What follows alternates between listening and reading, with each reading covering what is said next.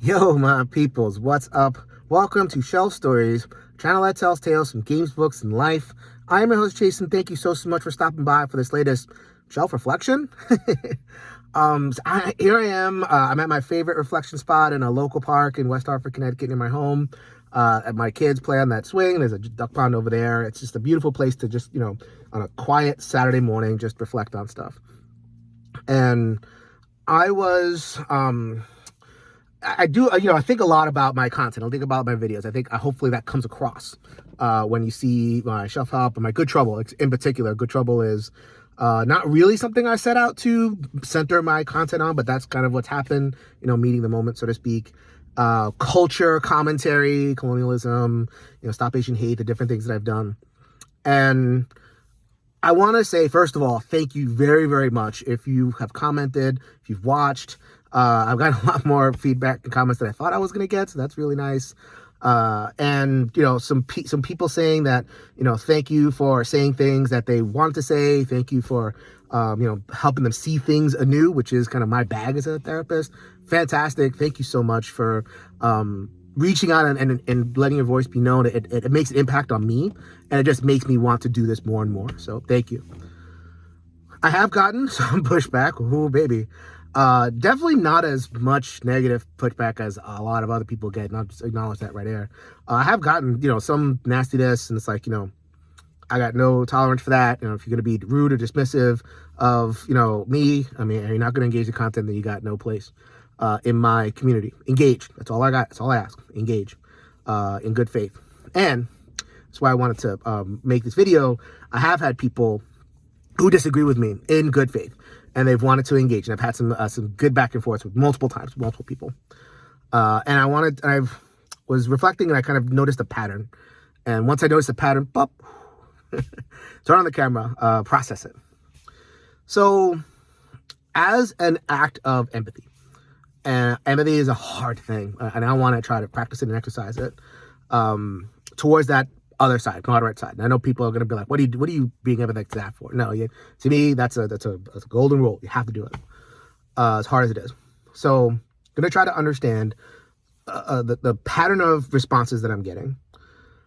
So I'm going to jump off with a response that I got to my colonialism in Puerto Rico, the game Puerto Rico video. So the game Puerto Rico, I think, is hugely problematic. Depicts slaves on plantation, tells a story from a colonialist perspective, escapist fantasy that is just, negating what, the actual island, our people, all that stuff. And, I got a couple comments along the lines of, what do you are putting politics into my game. It's not there. You're seeing something that is not there. And you're asking me, game player who's just sitting there and having a good time, to see something that you see, and I don't see it. So why am I forced to see the politics and all this other stuff that you're seeing? You are making a mountain out of a molehill. You are exaggerating. You are misrepresenting. You're seeing something that is not there. And the phrase SJW nonsense came up. Like, this is SJW nonsense. Seeing stuff that's not there, causing problems, exaggerating things. And, that comment struck me. Stay with me. SJW nonsense, huh? I do not identify as an SJW. I feel like that's a thing that, conservative people call a progressive person who speaks up, an SJW, a warrior. My friend Senfung Lim called himself SJW Bard. I consider myself an social justice cleric. That's kind of more my bag, but that's neither here nor there. SJW nonsense, making mountains out of molehills. And once I kind of clicked for me, I kind of saw it. Speaking of my friend Sen, we had the Stop Asian Hate conversation. Love that conversation. Please go back and check that out. He will get a great education from that man. He talked about, like Asian hate being pervasive in American society, back in the day and to today. And we talked about, hate crimes and incidents and, different stats, 150%, rise in Asian hate crimes. And, I got some feedback from multiple places saying, I don't see it.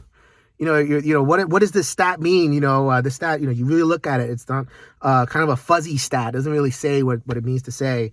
That, like maybe that happened in the past, but how bad is it now? You're talking about a community of, tens of millions of Asian Americans, and then the reported stats, if you really look them up, is like in the thousands.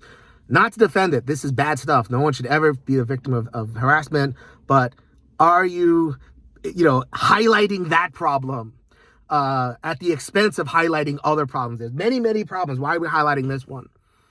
We're highlighting this one because, we're in this age of identity politics, and, we're focusing on the identity stuff, and we're ignoring all the other hateful things and terrible things that happen. You people, you people are making yourselves to be the victim. And it feels good to be the victim, because that way you have, you're able to kind of like, say stuff and take things away from people, grab power, grab cultural standing. You're using that, like that victim status to get what you want, and highlighting, the things and exaggerating things, making mountains out of molehills. Speaking of that, the real reason I started getting me thinking along these lines was Elizabeth Hargrave. She had spoken up, a designer of Wingspan. She had spoken up when the Tiny Epic Dungeons, that Kickstarter was going on, and she wasn't the only one. There's a few others, but she, having her platform, she was, kind of became the face of it. And she pointed out that on the cover of Tiny Epic Dungeons, there was a woman that was featured in a sexualized pose. The chest is pointed out, the butt is pointed out, presenting those sexualized pieces. And, not like a bikini or anything like that. They're not that dumb. But, it was not dungeon appropriate attire. Let's just say that. And, well, here it comes. Like, oh, you're making a mountain out of a molehill. It's not that big a deal. Look, there's a guy on there. He's naked too. He's a barbarian. He's wearing even less clothes. You're just causing trouble. You're trying to take things away from us. You're trying to ruin everything. I guess that would be the loud version of that. But then there is just a more kind of reasoned, moderate side of that that says, hey, wait a minute. This is, what are we doing here? Like, it's a picture on a box. Where does it end? Where is this going to end? Like, you're pointing out these things, but, by constantly pointing them out, that's the racism. That's the sexism. You talk about race all the time. That you must be the racist. The race divides. All this stuff divides. Okay, there are some problems, but you're making mountains out of molehills. You're super exaggerating these problems, ignoring other problems. Let's get busy and, work on some other things. And just let the process of actual creating multicultural space happen, because it's happening anyway. And I have to be reflective of that. I mean, sometimes I'll get into like, my angry, to be aware is in a constant state of rage. So I have to kind of like take a breath and say, well, is it really that bad? Look at me. I'm in my car. I have my own car. I have my, I'm in a park over here. I got my basketball hoops in case I want to shoot around. Kids got a place to play. I got my job. I can, be who I want to be as a Puerto Rican man. I could love who I want to love. Is it really that bad? Am I making mountains out of molehills by constantly bringing up, good trouble thing, making what I call good trouble, but is it only trouble? Really? Am I making mountains out of molehills, seeing things that are not there? Okay. I hope that I have presented different, versions of that, that other side, that moderate side. And now, if I have empathy for that, I am going to turn things around and ask, people who may disagree to have empathy for what I think our side is talking about. Okay. So let's go back to Puerto Rico, right? I will say I am not making a mountain out of a molehill. What I'll say is Puerto Rico, that game, is the tip of an iceberg. Little tiny cultural expression, and I think games are cultural expressions. If you don't believe that, well, that now we're really going to have to disagree. So, but that's my framing. It's a little tiny cultural expression. It is dismissive. It is regards Puerto Rico as this kind of like ahistorical escapist fantasy, as if that's the only thing that it's good for. It's just kind of these little, the people are there, just workers, whatever it is, right? That's the tip. What's the iceberg?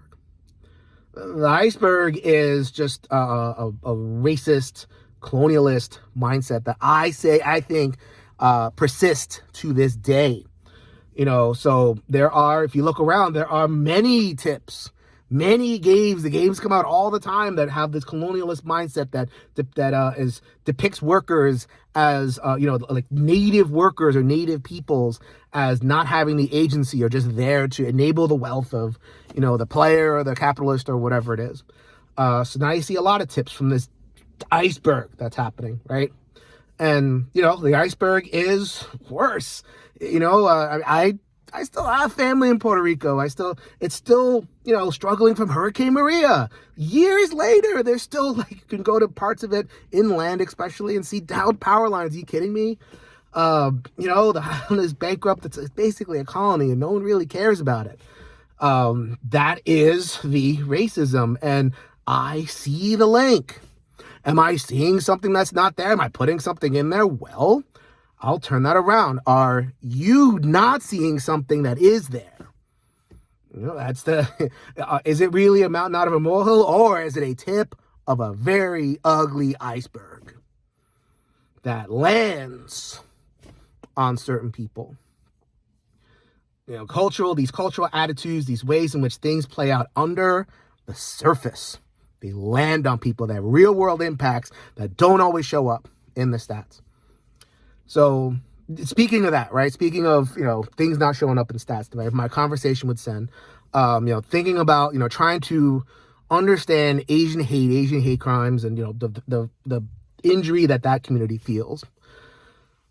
It's a tough one because so much of, when Sen's talking and I'm talking, so much of what we're talking about, there's no stats. I wish there were, but there's not. So much of it is just, like I have a friend, one of my best friends, his wife's Asian, and she just walking around the street, Brooklyn, New York, just, go home, coronavirus, go home, you brought it here, go home. The actual active stereotypes like the submissive female and the model minority, these things, they don't seem like they're problems, but under the surface, under the iceberg, they generate huge problems and they manifest, right? These little points of you see one person get assaulted, this elderly Asian man got assaulted, this person, and we see that as the tip of stereotyping and fear. I don't like saying hatred, because whatever. I think it's fear of having things taken away, fear of otherness, fear that I don't know. I'm not familiar with these people, so I don't know what they're capable of. I don't know what they want from me. I don't know what they want from here. So there's a lot of fear, and it juts up.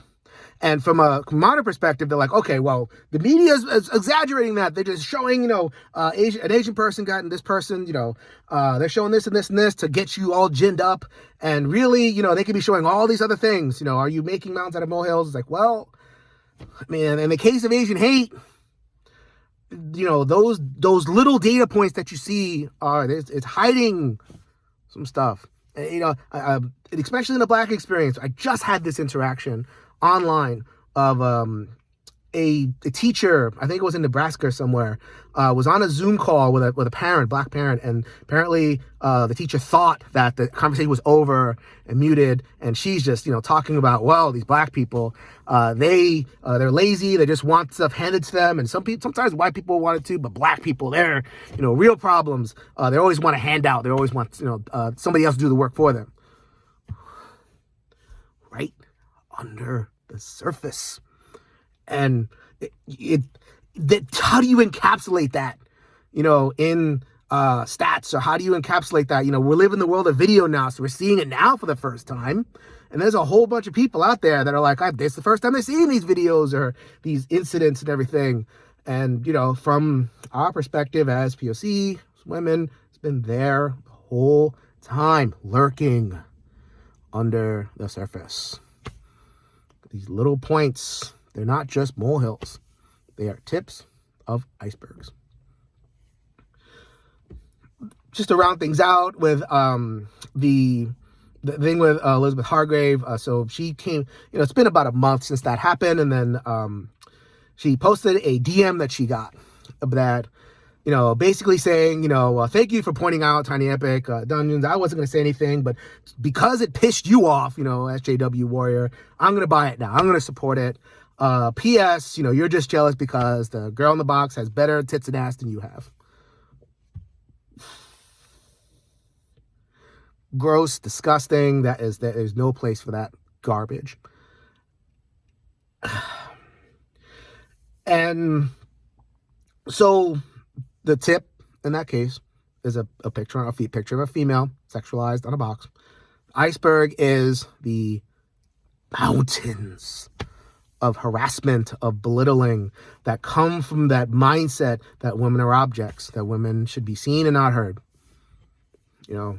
We should be seen but not heard. Multicultural space in that particular, when the moderator says multicultural space, we should enjoy it. What we see as POC is like, okay, you want us to be there, but not with our voices. You want us all to be seen and not heard. You want us to be silent about the iceberg. Well, it's not going to work. Stuff has real world effects.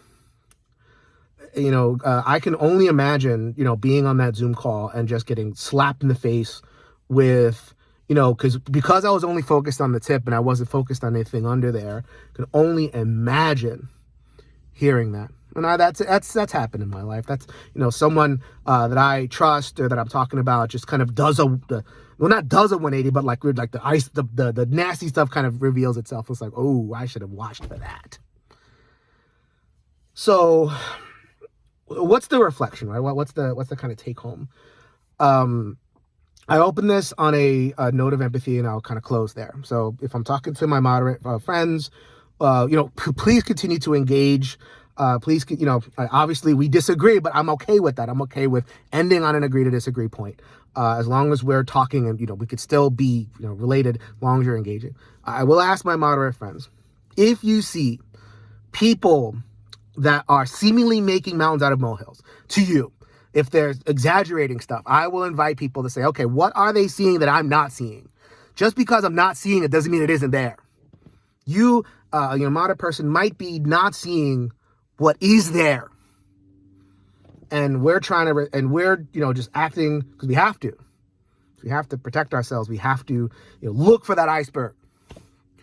If I say that there's something wrong with Puerto Rico and I'm making like an internal link between, that little cultural expression and a large racist kind of thing that keeps my island colonized and keeps my island down, you may not agree, but don't tell me I shouldn't see it. Don't tell me I shouldn't see it. And don't insist that it's not there. It's like, just if you don't see it, you don't see it. That's fine. But don't insist that it's not there, please.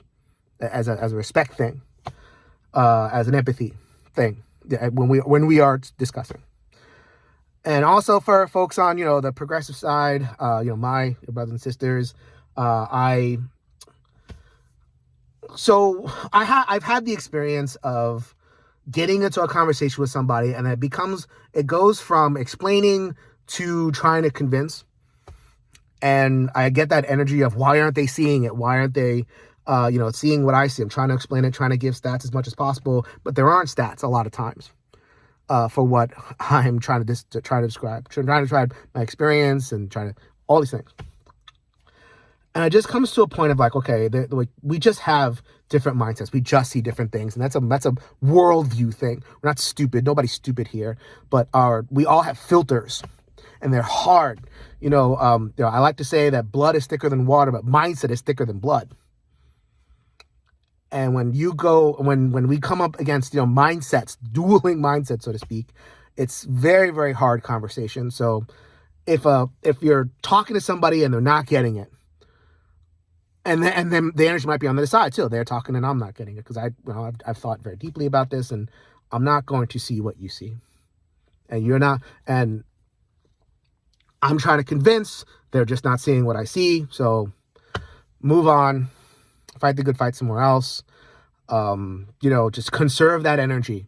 Don't get sucked in to that social media trap of like trying to convince the person that's directly in front of you, because that mindset is the hardest thing to change in the world.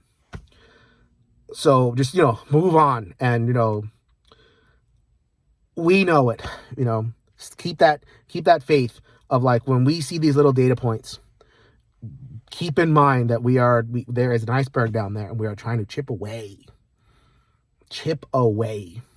surface the thing and get rid of it in order to truly make that multicultural space. So I hope that makes sense. That's what's been bubbling up in my mind. Thank you for giving me the platform to get that out. I don't have a lot of promo. This is just like a thing I'm recording. So I will close it here. As always, comments and feedback are all welcome and appreciated. If you could change your mind, you can change the world. So until next time, later, everybody.